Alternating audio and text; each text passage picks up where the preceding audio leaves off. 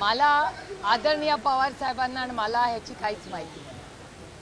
होऊ शकतं का असं काही होऊ शकतं का? जर कोणी पुढाकार केला तर होऊ शकतं का? याच्यामध्ये काही शक्यता आहे का? आत्ता तरी राज्य आणि देशासमोर देशाची आर्थिक परिस्थिती, अडचणीत आलेला शेतकरी, खूप मोठी महागाई, बेरोजगारी आणि प्रचंड देशात होणारा भ्रष्टाचार, या सगळ्या परिस्थितीवर मात करणं हे याचं प्राधान्य आहे. मागच्या आठवड्यात इंडिया अलायन्सची एक मीटिंग झाली, त्याच्यात आमची सविस्तर चर्चा आर्थिक परिस्थितीबद्दल झाली आणि वारंवार राष्ट्रवादी काँग्रेस पक्ष, शरदचंद्र पवार त्याची भूमिका राहिलेली आहे की या आर्थिक संकटात ज्याच्यातून देश जातो आहे, माननीय प्रधानमंत्र्यांनी एक ऑल पार्टी मीटिंग ही बोलवावी आणि माननीय प्रधानमंत्र्यांच्या नेतृत्वाखाली देशाची आर्थिक परिस्थिती याच्याबद्दल सविस्तर चर्चा व्हावी, अशी आमची गेल्या अनेक दिवसांची नाही, आठवड्यांची नाही, महिन्यांची विनम्र विनंती सातत्याने राहिलेली. तुमचे काही आमदार भाजपच्या प्रदेशाध्यक्षांना भेटले, काल उत्तम जानकर मुख्यमंत्र्यांना घेऊन भेटले,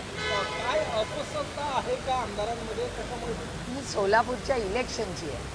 2 आमदार आणि एकतर देशाच्या सगळ्या मंत्र्यांना मी स्वतः दर आठवड्याला भेटते, म्हणून काय अस्वस्थता असते का? काल मी विनोद तावडेंबरोबर पूर्ण दिवस होते JPC-मध्ये, म्हणून काय अस्वस्थता थोडी असते? ते त्यांच्या कामासाठी आले, ते मी माझ्या कामासाठी. आम्ही JPC-मध्ये एकत्र होतो, शेजारी बसलो होतो, ट्विटही झाला, फोटो तुम्ही जर फॉलो करत असाल आम्हाला दोघांना तर. त्यामुळे कुठल्याही राजकीय पक्षांमधले लोक विरोधात असू दे किंवा विपक्ष असू दे, हे अनेक वेळा कामांसाठी एकामेकाला भेटत असतात. एकामेकाला भेटलो म्हणून ना ते आमच्याकडे येत आहेत ना आम्ही त्यांच्याकडे जातो. चर्चेच्या मागे कोण असावं? कारण की सातत्याने राष्ट्रवादी शरद पवार पक्ष विलीनीकरण होणार आहे, गेल्या 1.5 दिवसांपासून संपूर्ण चर्चा आहे. यामागे काही कोणाचं षडयंत्र आहे किंवा काही वाटतंय का? काय नेमकं तुम्हाला माहीत नाही? मी तुम्हाला खरं म्हणजे आदरणीय पवारसाहेब, मी माननीय जयंत पाटील, शशिकांत शिंदे, आमचे आमदार, खासदार, पदाधिकारी, आम्हाला कुणालाच कोणी कॉन्टॅक्ट केलेलं नाही आहे आणि आम्हीही कुणाला कॉन्टॅक्ट केलं नाही आहे. त्याच्यामुळे ही बातमी कुठून सुरू झाली, तुम्हाला कोणी सांगितली, हे तुम्हाला माझ्यापेक्षा जास्त माहिती. तृणमूलमध्ये सध्या ज्या घडामोडी आहे त्या पार्श्वभूमीवर चर्चा सुरू झाल्या. संजय राऊत यांची पण काही भेट, त्यामुळे या चर्चांना सुरू झाली. तृणमूल काँग्रेसचं मला माहिती नाही, कारण का तृणमूल काँग्रेसची जी मीटिंग सोनियाजींबरोबर झाली त्याच्यात 2च लोक होते. सोनियाजी स्वतः होत्या आणि ममता दिदी होत्या.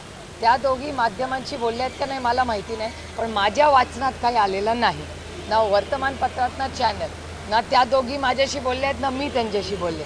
त्याच्यामुळे त्या दोघींच्या बोलण्यामध्ये काय झालं हे त्याच दोघींना माहिती. ज्या पद्धतीने सगळ्या घडामोडी सुरू आहेत तृणमूलच्या बाबतीत, पक्षाचा तो पक्ष पूर्णपणे संपत चाललेला दिसतो आणि या सगळ्या पार्श्वभूमीवर या सगळ्या चर्चा सुरू झाल्या आणि त्यामुळेच आपल्या पक्षाच्या सुद्धा या चर्चा सुरू झाल्या आणि काही लोक संपर्कात असल्याच्या या सगळ्या चर्चा तिथून सुरू झाल्या. कोण कुणाच्या संपर्कात आहे मला माहिती नाही. आदरणीय पवारसाहेबांकडे कुठलाही प्रस्ताव आलेला नाही ना आदरणीय पवारसाहेबांनी कोणाला प्रस्ताव दिला. बाकी तुम्हाला काही वेगळी माहिती असेल तर ती जरूर मला सांगा. तुम्हाला असं वाटतं की या स्थितीमध्ये विलीनीकरण एक वेगळा पर्याय असू शकतो? मी तुम्हाला खरं सांगू, आज देशाची आर्थिक, राजकीय आणि सामाजिक परिस्थिती इतक्या अडचणीत आहे की आता राजकारण करायची वेळ नाही, आता देश वाचवायची वेळ आलेली. महागाई, बेरोजगारी आणि प्रचंड भ्रष्टाचार, नीटच्या परीक्षेचा आता आम्ही एकामेकात तुतू मेमे करत बसायचं का नीटच्या परीक्षेमधल्या मुलांचं भविष्य बघायचं? आपापसात तुतू मेमे कोणी राजकीय पक्षांनी करायचे, विरोधक आणि सत्ताधाऱ्यांनी का आज महागाई, बेरोजगारीमध्ये अडचणीत आलेल्या प्रत्येक शेतकरी असेल, नागरिक असेल, त्याला आधार द्यायचा. आम्हालाही काही जबाबदाऱ्या आहेत की नाही. लोकांनी विश्वासाच्या नात्याने धोरणात्मक निर्णय घेण्यासाठी आम्हाला आलेलं आहे आणि घरं फोडा, पक्ष फोडा असले उद्योग आम्ही केलेले नाहीत आणि कधी करणारही नाही. आणि आत्ता तृणमूलचं जे मॉडेल आहे ते शिवसेना आणि राष्ट्रवादीपेक्षा काही वेगळं नाही. पहिलं शिवसेनेवर हल्ला झाला, मग राष्ट्रवादीवर झाला आणि आता तो हल्ला तृणमूलवर होतोय. रोहित पवार उपोषणाला बसलेले आहेत. मी पहिल्यापासून रोहितला विनंती करत होते की असं उपोषण तू करू नको, कारण शेवटी आपली ही मोठी लढाई आहे.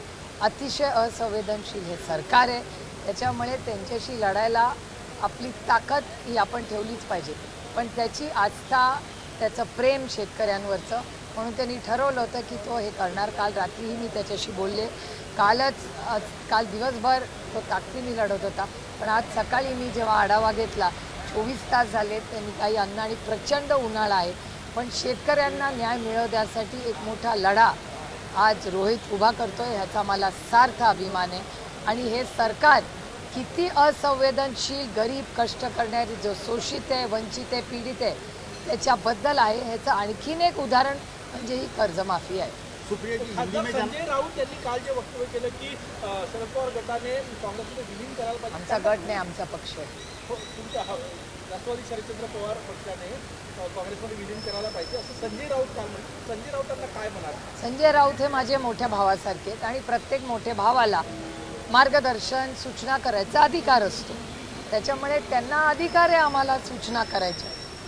भाई हिंदी में जानना चाहेंगे, मर्जिंग को लेके जो बयानबाजी हो रही है, कल नाना पटोले ने भी कहा कि इस तरीके का प्रस्ताव पहले आया था, इसमें चर्चाएं हो रही नहीं, है. हमें कुछ पता नहीं. ना आदरणीय पवार साहब को पूछा कुछ पता है, ना मुझे, ना शशिकांत शिंदे जी, ना जयंत पाटिल जी. हमारे पार्टी में ना किसी ने प्रस्ताव दिया है, ना हमें किसी ने प्रस्ताव दिया है. ना हमने दिया है, ना उन्होंने दिया है.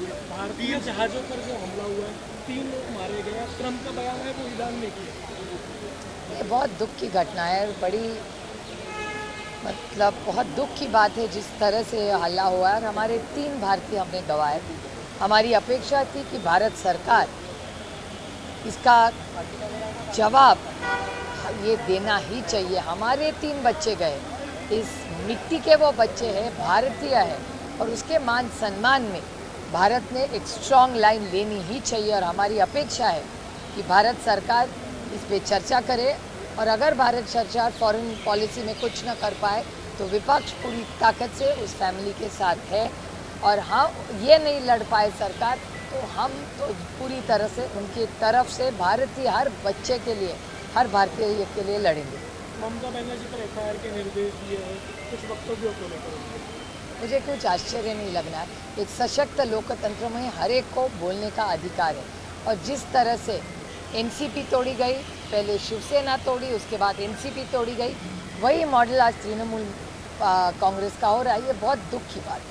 आप क्या बोलना चाहेंगे नाना पटेल को, जिस तरह से उन्होंने इस बयान को दिया है कि प्रस्ताव आया था? नहीं, मैंने नाना पटोले जी का स्टेटमेंट पढ़ा ना सुना, तो मैं कैसे बोल सकती हूँ उसके ऊपर कुछ.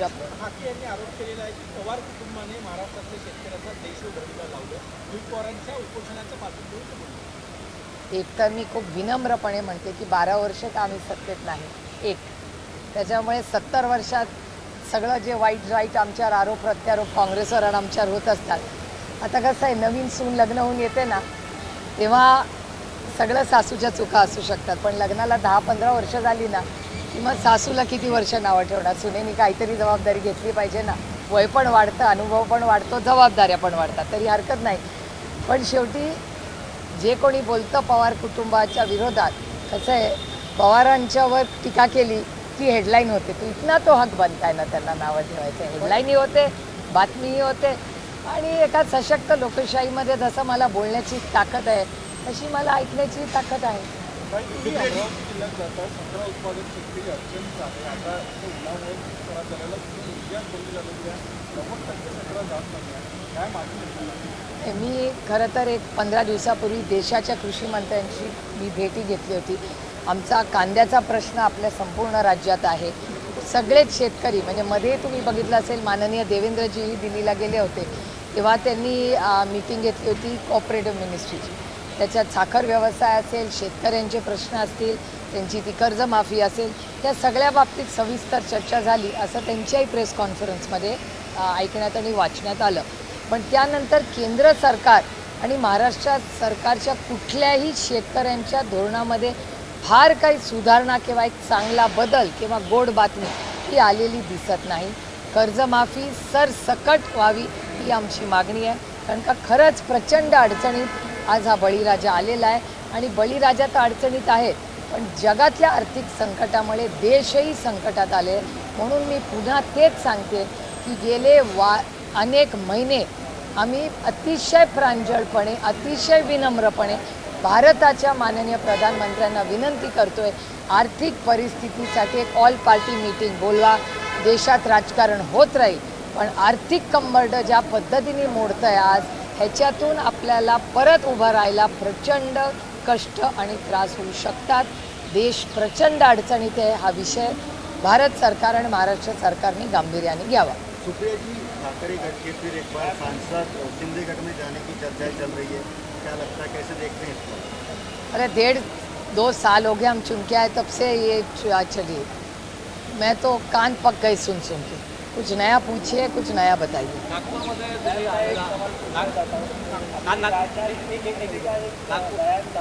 उन्होंने कहा कि ये नई सरकार है, यहाँ पे त्याग पत्र नहीं होता और यूपीए में होता था. मतलब हम चाहे जो भी करेंगे हमारी मर्जी का है, हम कोई त्याग पत्र नहीं देंगे, हम जो करेंगे वही चलेगा. क्या ये सही है? एक तो वो देश के बड़े वरिष्ठ नेता है, उन्होंने क्या कहा मैंने खुद नहीं पढ़ा है, लेकिन ज़रूर उसके बाद में मैं सब पता करके आपको उसका ज़रूर जवाब दूँगी.